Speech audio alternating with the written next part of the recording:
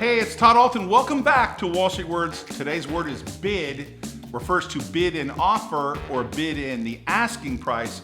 A bid is where someone's willing to buy a particular securities. I bid for that securities. I'll buy 1,000 shares at $100. That's the bid price. Let's say the offer price or ask is $101, and I'll sell you 1,000 shares at that price. This is referred to in the two-way quotation market, that is the stock exchange. This is an important component of the capital markets, and the transparency of the bid and the ask are critical when it comes to establishing a fluid market for a security. Hey, on a side note, I'm going to tell you about bid or hit the bid. When I was running a hedge fund and I'd have a trader sell for me, I'd tell him to hit that bid, and that bid would be something like this. Hey, sell 100,000 shares of burgers. What's that mean? That's McDonald's. Today's word is bid.